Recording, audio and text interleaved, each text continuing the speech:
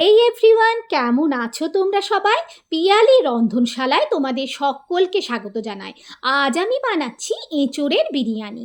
একটু অন্য ধরনের এঁচোড়ের একটা রেসিপি, যেটা কিন্তু দারুণ খেতে লাগে। তার জন্য আমি এখানে একটা এঁচোড় নিয়েছি। এঁচোড়টাকে একটু বড় বড় টুকরো করে কেটে নিতে হবে।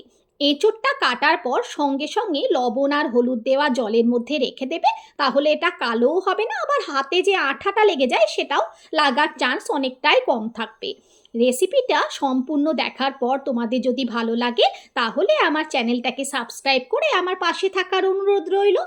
এঁচোড়গুলো সম্পূর্ণ কেটে নিয়ে আমি শুধুমাত্র এঁচোড়গুলোকে একটা সিটি মেরে 60% মতো সিদ্ধ করে নেব। সাথে আমি দেখো দুটো আলুকেও এরকম বড় বড় টুকরো করে কেটে নিয়েছিলাম। আলুগুলোতেও কিছু মশলা মাখিয়ে আলুগুলোকে আমি ভেজে নেব। দিয়েছি কিছুটা বিট লবণ, অল্প সাদা লবণ দিয়েছি অল্প হলুদ গুঁড়ো আর কাশ্মীরি লঙ্কার গুঁড়ো। খুব ভালোভাবে ম্যারিনেট করে কিছুক্ষণ রেখে আমি এরপর ভেজে নেব। এরপর এখানে দুটো বড় সাইজের পেঁয়াজকে নিয়ে আমি পাতলা পাতলা করে কেটে নিচ্ছি। তোমাদের পক্ষে যতটা পাতলা করে কাটা সম্ভব ততটাই পাতলা করে কাটবে। এটা আমরা বেরেস্তা করে নেব। তোমরা যদি একদম পেঁয়াজ রসুন ছাড়া বিরিয়ানিটা বানাতে চাও, সেটাও বানাতে পারো অনায়াসে। আমি এখানে পেঁয়াজ রসুন দিয়েই কিন্তু বানাচ্ছি। দেখো, পেঁয়াজগুলোকে আমি ভাজতে দিয়ে দিয়েছি। পেঁয়াজগুলোকে মিডিয়াম টু লো আঁচে একটু সময় ধরে এরকম লাল লাল করে ভেজে নেব। আমার বেরেস্তাগুলো ভাজা হয়ে গেছে। এবার বেরেস্তাগুলোকে একটা পাত্রের মধ্যে আমি তুলে নেব। তেলটা ছেঁকে তুলে রেখে দিচ্ছি। কিছুক্ষণ রাখার পরে দেখবে পেঁয়াজগুলো কুড়কুড়ে হয়ে যাবে, মানে বেরেস্তা যেরকম হয় ঠিক সেরকমই কিন্তু হয়ে যাবে। পেস্তাগুলো ভাজা কমপ্লিট। এখন দুধের মধ্যে কিছুটা কেশর ভিজিয়ে রেখে দিচ্ছি। তোমরা যদি কেওড়ার জল, গোলাপ জল, মিঠা আতর এগুলো ব্যবহার করতে চাও, তাহলে এই সময় দুধের মধ্যে মিশিয়ে রেখে দেবে। আমি বিরিয়ানিতে এসেন্সগুলো খুব একটা পছন্দ করি না, তাই অ্যাভয়েড করছি। ওই তেলের মধ্যে 60% সিদ্ধ হয়ে থাকা এঁচোড়গুলোকে মিডিয়াম টু হাই ফ্লেমে কিছুক্ষণ ভেজে নেব। এতে এঁচোড়গুলো আরেকটু সিদ্ধ হয়ে যাবে আর সুন্দর একটা কালারও চলে আসবে। হালকা কালার চলে এলে এঁচোড়গুলোকে তুলে নিয়ে ওই তেলের মধ্যে দিয়ে দিচ্ছি ম্যারিনেট করে রাখা আলুগুলোকে। একদম লো ফ্লেমে আলুগুলো এদিকে ভাজা হতে থাক, আমি এঁচোড়গুলোকে ম্যারিনেট করে নিচ্ছি। করার জন্য দিয়েছি 1/4 টিস্পুন বিট লবণ, 1/2 টিস্পুন নর্মাল লবণ, 1/2 টিস্পুন কাশ্মীরি লঙ্কার গুঁড়ো, 1/4 টিস্পুন ধনে গুঁড়ো, 1/4 টিস্পুন জিরে গুঁড়ো, দিচ্ছি 1/4 টিস্পুনের থেকে একটু বেশি বিরিয়ানি মশলা, এটা হোমমেড বিরিয়ানি মশলা, দিচ্ছি 1/2 টিস্পুন ঘি। সব কিছুকে প্রথমে আমরা ভালোভাবে মাখিয়ে নিয়ে দিচ্ছি 1.5 চামচ মতো আদা রসুন বাটা, আর দিয়েছি 1.5 চামচ মতো টক দই। আর একবার ভালোভাবে মাখিয়ে এখানে দিয়ে দেব কিছুটা বেরেস্তা, মানে কিছুটা বেরেস্তা আমরা এখানে ব্যবহার করব, আর বাকি বেরেস্তাটা লেয়ারিংয়ের সময় ব্যবহার করব। ভালোভাবে ম্যারিনেট করে নিয়ে রেখে দিচ্ছি কিছুক্ষণ। এদিকে আলুগুলোও ভাজা হয়ে গেছে, আলুগুলোকে তুলে নিয়ে এবার ওই তেলের মধ্যে দিয়ে দেব ম্যারিনেট করে রাখা এঁচোড়গুলোকে। মশলা সমেত এঁচোড়গুলোকে তেলের মধ্যে দিয়ে মিডিয়াম টু লো ফ্লেমে কিছুক্ষণ রান্না করে নেব। এখনই দেখতে পাচ্ছ এঁচোড়গুলোকে কতটা সুন্দর আর লোভনীয় দেখতে লাগছে। আমি ঢাকা দিয়ে দিয়ে এঁচোড়গুলোকে মোটামুটি 5 মিনিট মতো রান্না করে নিয়েছি। দেখতে পাচ্ছ এখন কতটা সুন্দর তেলটা ছেড়ে দিয়েছে। এর মধ্যে এই সময় দিয়ে দেব ভেজে রাখা আলুগুলোকে। ভাজার সময় আলুগুলো 80% মতো সিদ্ধ হয়ে গেছিলো, এখন পুরোটা সিদ্ধ হয়ে যাবে।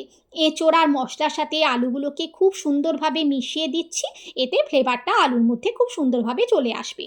এদিকে বিরিয়ানির জন্য চালটাকেও ভিজে দিচ্ছি। এখানে আমি 2 কাপ মতো চাল নিয়েছি, তোমরা তোমাদের প্রয়োজন অনুযায়ী নেবে। চালটাকে খুব ভালোভাবে ধুয়ে আমি 10 মিনিটের জন্য ভিজিয়ে রেখে দেবো। ভাতটা করার জন্য গরম জলও এদিকে বসিয়ে দিয়েছি। জলটা ভালোভাবে গরম হয়ে গেলে এর মধ্যে বেশ কিছুটা লবণ দেবে। লবণটা একটু বেশিই দেবে, এতে ভাতের মধ্যে লবণটা ভালোভাবে ঢুকবে। দিচ্ছি কিছু গোটা গরম মশলা, তার মধ্যে দিয়েছি 1 টুকরো দারচিনি, 2টো এলাচ, একটা বড় এলাচ, 2টো লবঙ্গ, কিছুটা জয়িত্রী। তোমাদের কাছে যা যা গরম মশলা অ্যাভেলেবল থাকবে সেটাই দেবে। গরম মশলা দিয়ে ভিজিয়ে রাখা চালটা দেওয়ার পর প্রায় 70% মতো ভাতটা হওয়া পর্যন্ত কুক করে নেব। আমার এখানে 70% মতো ভাতটা রান্না করা হয়ে গেছে। একটা ঝাড়নার সাহায্যে ভাতটাকে আমি তুলে ডাইরেক্ট ওই এঁচোড় ওর আলুর মধ্যে দিয়ে দেব। এখান থেকে আমি কিছুটা এঁচোড় আলু তুলে রেখেছিলাম পরে ওপরে লেয়ারিং করার সময় দেওয়ার জন্য, আর বাকিটাকে আমি নিচে রেখেছি। তার মধ্যেই আমি এখানে ঝরিয়ে রাখা ভাতটাকে দিয়ে দিচ্ছি।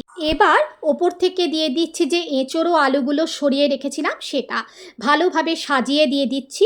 এবার দেব একটা লেয়ার বেরেস্তার। এখানে বেরেস্তা কিছুটা দেব, আবারও ওপর থেকে লেয়ারিংয়ের সময় আমি বেরেস্তা আরেকটু দেব। কিছুটা দিচ্ছি ঘি, এখানে 1/2 টিস্পুন ঘি আমি ইউজ করেছি। এবার দেব আবার একটা লেয়ার ভাতের।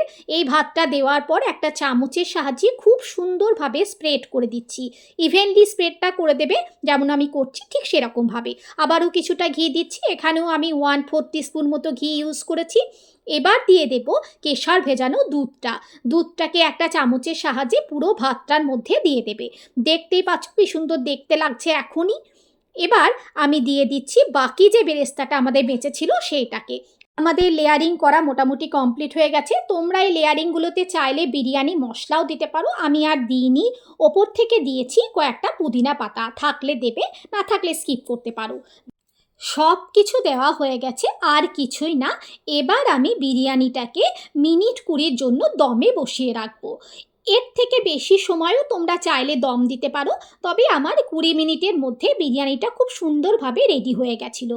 দেখতেই পাচ্ছ প্রত্যেকটা চাল কতটা ঝরঝরে আছে, একটা চালও কিন্তু ভেঙে যায়নি। আমি তোমাদেরকে আলু এঁচোড় এগুলোকেও ভেঙে দেখাবো যে কতটা পারফেক্টলি সব কিছু কুক হয়ে গেছিলো, কতটা সুন্দর লাগছে দেখে। দেখতেই পাচ্ছ এই বিরিয়ানিটা এতটা সুন্দর খেতে হয়, তোমরা যদি একবার না বাড়িতে বানাও তাহলে বুঝতে পারবে না। আমার এই রেসিপিটা দেখে তোমরা এই এঁচোড়ের বিরিয়ানিটা একবার বাড়িতে ট্রাই করো। বাড়ির সকলের যে খুব পছন্দ হবে এটা আমি গ্যারেন্টি দিয়ে বলতে পারি।